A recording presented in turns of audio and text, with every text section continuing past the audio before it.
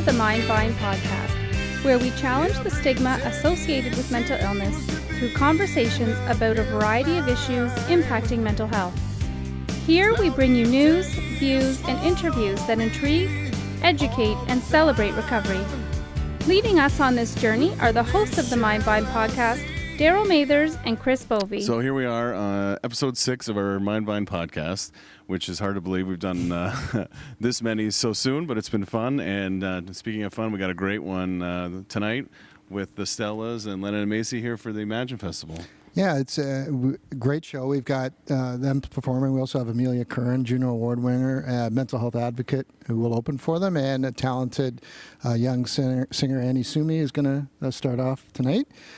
I think it's going to be a great show. It's going to be a packed show. I've been here. I've seen the sound check, and it's going to be an amazing night. It really sounds amazing, and we're really ecstatic to have the Stellas and here with us tonight. And I know a lot of their family will be with us as well. It's been neat over the last couple of days, just different things that we're doing with the hospital and with the show to actually get to meet them. And they're really successful in their field, but they're also really great down-to-earth people. Yeah, I was speaking to Brad's dad earlier, and we were talking about the girls and how it seems like nothing's changed them. And we were talking a little bit about having a good family core at the root. When you have success, it kind of keeps you grounded, and I think they're a really warm family that's kind of not lost their roots and obviously have close ties to here and a lot of supporters. But we're really happy. I mean, this is I think our 8th year for the festival. We've had really great artists perform. We've had Spirit of the West, Chantal Kraviazik, we've had Serena Ryder. But there's a real buzz around this one, and I'm excited, and I can't wait to see. You've been here for all of them. You're the guy behind. I'm not that old. You're the guy behind the Imagine Festival. It's morphed from being a kind of a more maybe more intimate show at the hospital to now we're at the Regent Theatre here in Oshawa tonight. Can you talk a bit about maybe the evolution of the show? Well, it was funny when it started as a film festival, and then we did our first musical piece when we had Chantal come, and she, our theater seats maybe 160, and she performed, and Chantal Kraviazik. Sorry, did I just run a first name basis? Yeah. I'm having a first She's name not basis. Madonna. No, and what was really magical about, we did a bit of a talk with Dan Carter, interviewed her, and then she performed 4 songs. But when she performed, she explained the mental health connection in her music, and it was so amazing. I thought, well, we don't necessarily need the sit-down interview. So we took that format and we came to the Regent Theatre, and we just had guests sort of share through their music the connection with mental health, like Serena Ryder, because a lot of their lyrics touch those issues. And what was really neat about this was, for us too, is we're reaching a different audience. We do a lot of events, mental health events, where we have clinicians and people come that have a connection. What's great about events like these is we get people we would never reach otherwise. They're coming because they're fans of the band, and they may not know their personal connection or not, but they get that in the music, and we reach a whole different crowd doing these events. It's been a fun few days. We actually had the family at the hospital a couple days ago, meeting with patients. They actually Lennon actually just started playing the piano spontaneously. They played a song with the girls. One of the patients actually started playing the guitar for the family. It's been a really neat few days. And that's pretty much our podcast. We were lucky enough to sit down and talk to them, so we're going to have that interview coming up, and we're going to show highlights of the show. So we expect it to be a fun night, and we thank everybody who's supported the event in the past and tonight, and we hope you enjoy this one. Yeah, great.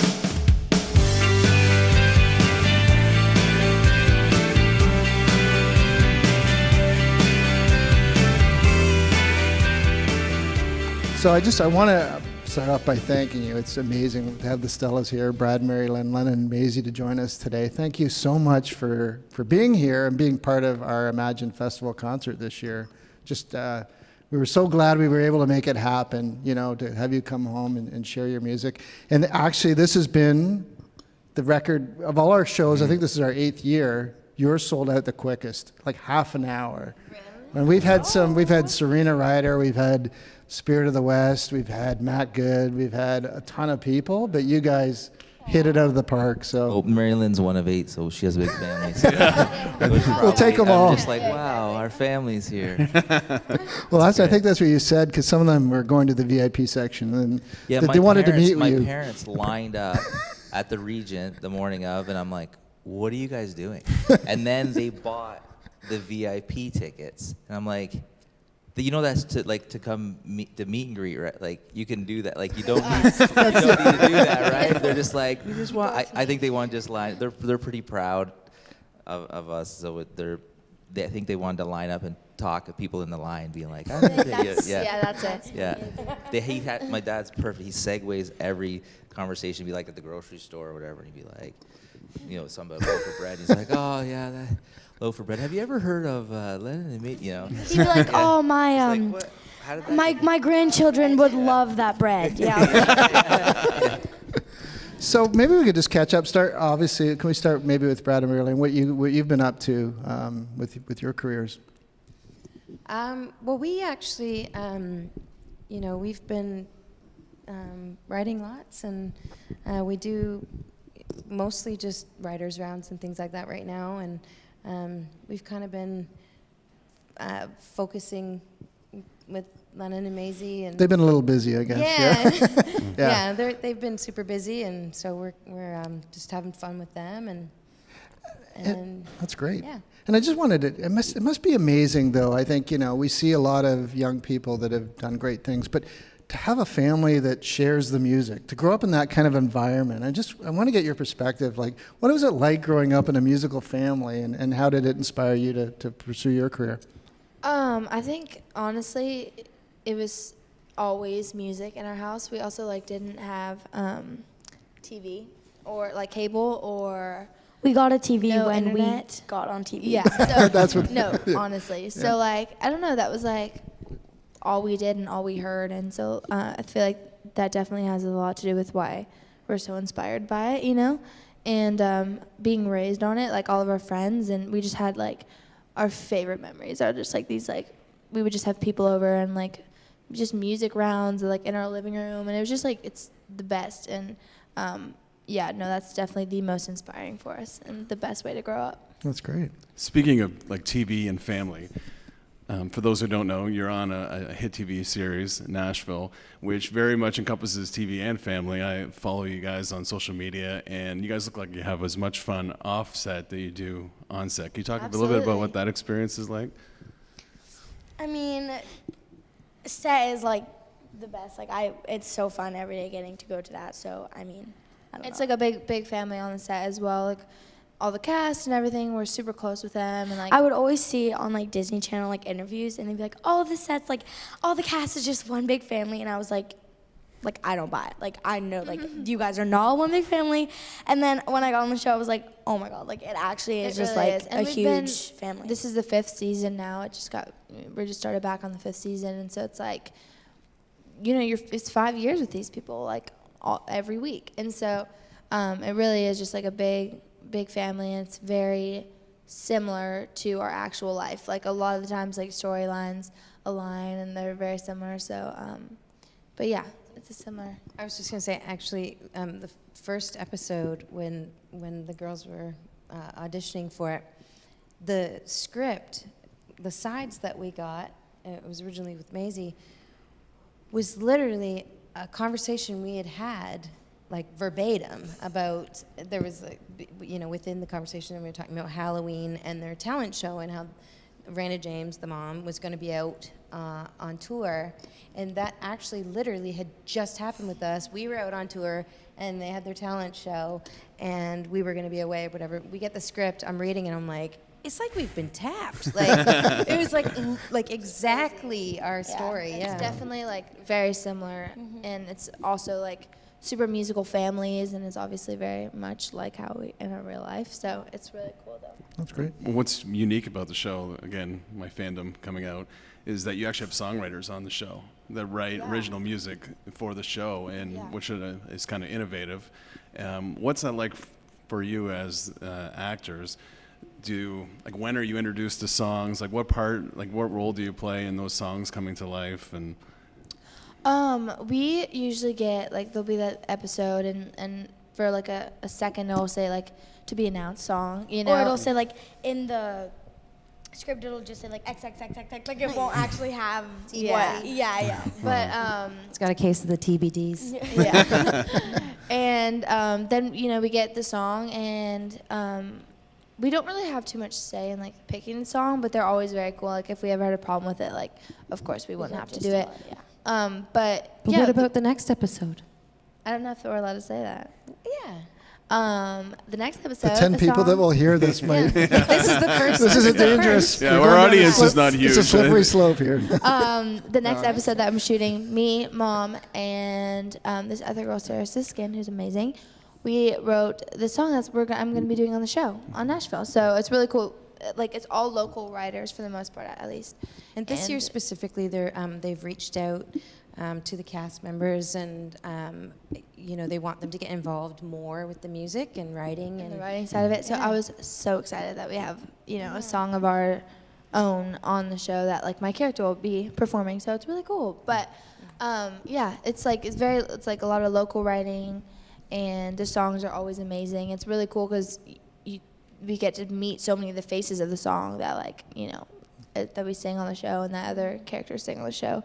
It's really awesome. It's also so cool to see because we know most of the writers that write music for the show. So whenever we go to the Bluebird or sing at rounds, most of the time, or sometimes they're there singing. So it's so cool when they sing songs that have been on the show, because then it's just so different, seeing it on the show and then seeing it as just a normal song that's in a songwriting round. It's just it's really interesting, really cool. That's great. And I think, coming home, you guys, even though you've all had great success, but you have that strong community still here. And things like the music scene and providing opportunities for young people to show their talents. I think that's amazing. And what does it mean to you to sort of give back and see, just like your daughters, other young people kind of in the community you grew up, achieve great things? Well, we've always been I don't even know what our thing is, but we've always been not obsessed with it's not even development, but it's like nurture, and trying to get all our friends are all super talented. We're trying to so that's always kind of been what we do. Even we used to host open mics and be try to get all these people to come see this person or that person, whatever.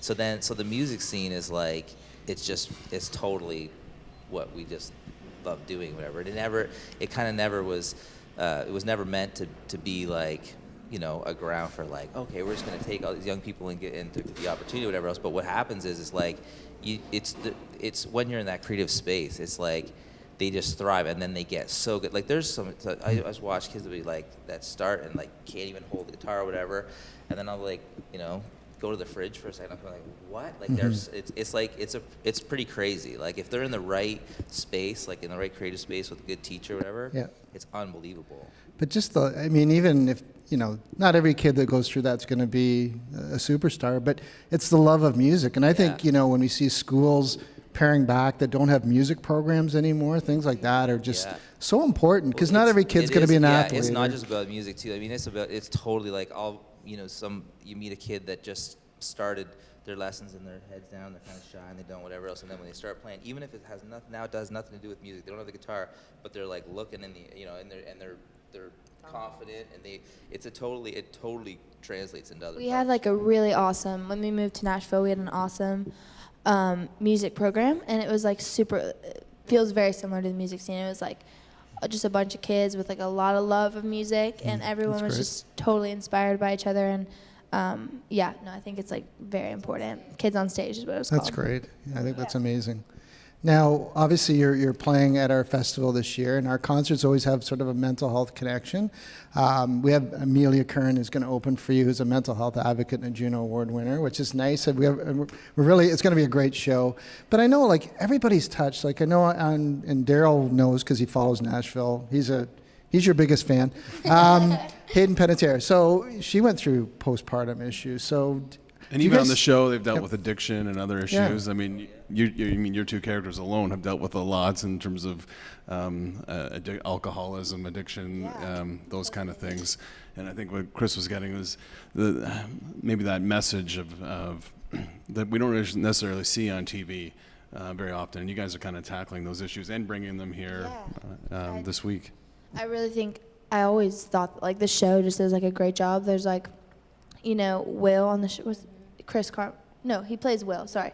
Yeah, Chris There's plays a lot Will. of Wills. Yes, I know, yeah. There's a lot of Wills, like the character's name Wills, and then there's a lot of Wills like that, like real names. So we But get there's kind a of lot of confused. different. There's a lot of different things that exactly they tackle, and I think is really cool because it, you know, like it was on ABC, which is like, I think it's just really cool that they went for it, and like It's easy for people who have gone through those things to, I guess, like relate to it. So I think that's cool because we've had like so many people like when they meet us be like, I can like relate to the show so much from like people like from like Hayden's character or Raina's character, you know, like people can relate more, which I think is so cool. I love that.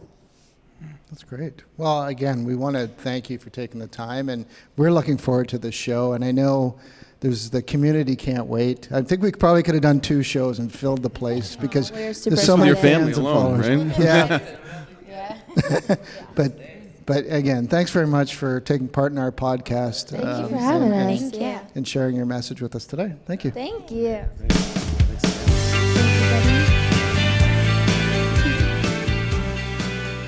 My name is Annie Sumi, and I'm an artist that grew up in Whitby, Ontario.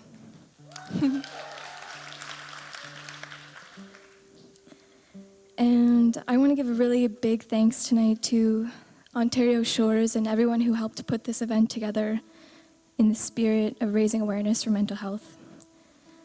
And I also want to give a big thanks to the music scene and all the volunteers who helped to put this stage together so that you guys could be here tonight. So thank you very much.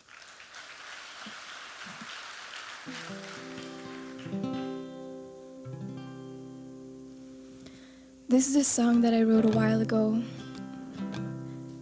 and it's about hope. I wrote it when I was going through a pretty desolate time. There was a loss in my family. And for me, things come together through nature.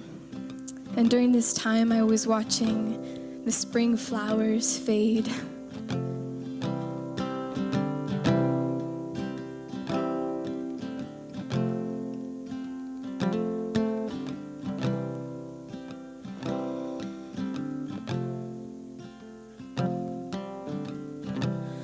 I don't wanna be here when you go.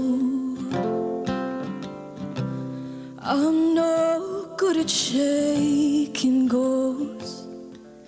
I keep them in my closet and I feed them whiskey love.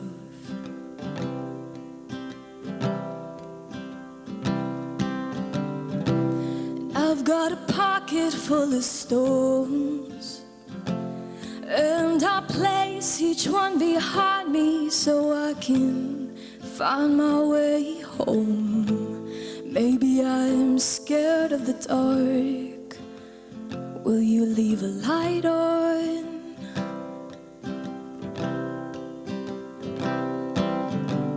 The stars, they stole me and opened up my mind.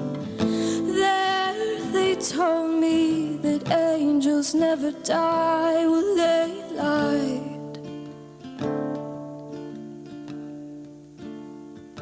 Cause I've seen fields of flowers fade in the month of July.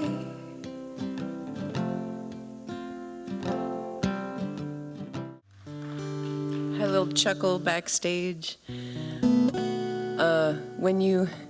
When you do work in mental health care reform advocacy, you're outed everywhere you go. And it's singer-songwriter Amelia Curran, who also has depression and anxiety, and I'm like, it's true. I want to add, like an allergic shellfish in the, so it's just, so we're covered for any and all emergencies. Thanks.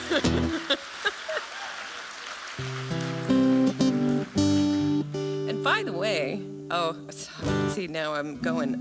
Newfoundlanders have a gift for Gab.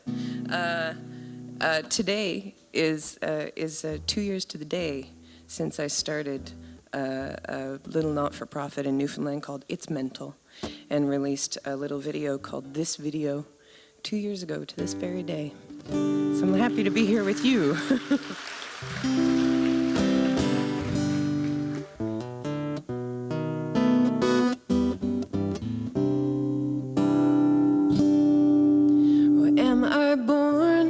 Am I born of the vine or of the thorn? Am I holding to the sky or to the storm? Little birds may sing along, they've no symbol to get wrong. Little choirs in the twilight where the rest of us belong. Oh, you got it all. You thought the war was over, now that they've overthrown you and sang the reverie of you and me. We went to visit the mental health center in Whitby, and it is an amazing facility, and we've all been affected very much by, and you know what? For the longest time, I think in my lifetime, I've watched it completely change from completely being taboo and you not talk about things and to actual awareness and people talking about it and people understanding. And I've just watched that happen in my lifetime. We went to this facility. It's the most beautiful place, and we got to meet a bunch of kids that are in there, and it's really, really eye-opening. And before they opened the ward, it was an eating disorder for teens, and it was before they had that in Whitby. These kids had to go to Utah, and their parents had to ship them off to Utah, and I can't imagine what those kids are dealing with, let alone being in some other country, in some other place. So having that in Whitby when they're from around here is really important. I can't say enough about this amazing place. And when we talked about doing this, we were literally like, "What's it for? What's it?" Yeah, and that was absolutely, yeah. Let's do this. This is a song. This is a sing-along song, and it really is. And like, so the chorus. Do you want to see the chorus? You guys did so good on Gravy. We're gonna give you another shot. This one is you'll hear it like 10 times before it's your time to come in. Like a lot of times. Yeah, It's a lot. yeah. There's lots of times. There's lots of times to learn, and so we're expecting you to just join us.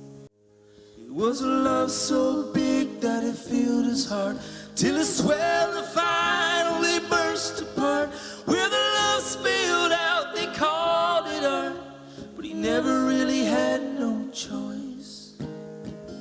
No, he had no choice. No, he never had no choice. When he gave his river a voice, he never really had no choice. He was thinking that the pain came much too soon, so he locked himself up inside his room. Oh, it hurt real bad to write that tune, but he never really had no choice. Oh, he had no choice. No, he never had no choice. When he gave his river a voice, he never really had no choice. There were some who could not understand that he built those castles with his hands, and he knew damn well they were only sin, but he never really had no choice. Oh, he had no choice. No, he never had no choice. When he gave his river a voice, he never really had no choice. Sometimes a man, sometimes a boy.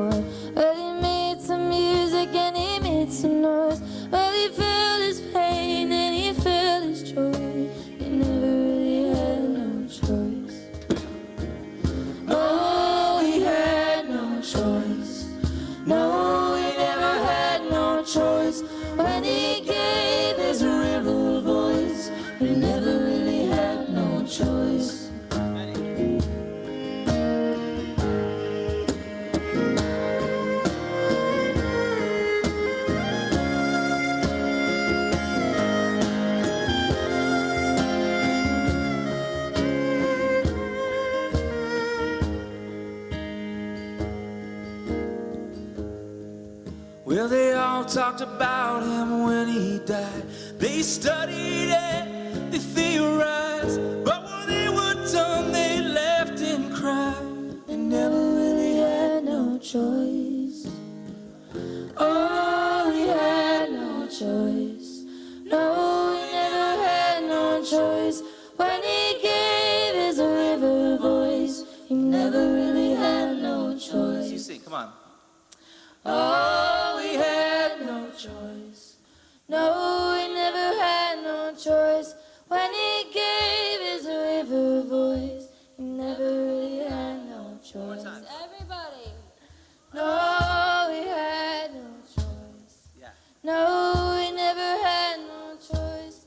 When he gave his river voice, he never really had no choice. Really loud. Oh, he had no choice. No, he never had no choice. When he gave his river voice, he never really had no choice. Oh, he had no choice. No, he never had no choice. When he gave his river voice, he never really had no choice. He never really had no choice. He never really had no choice. Thank you so much, guys. Thank you so much. Thank you so much.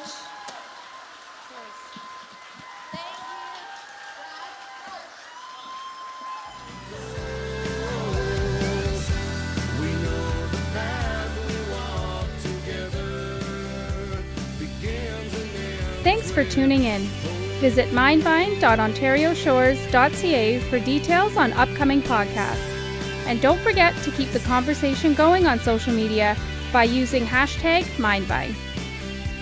Begins and ends.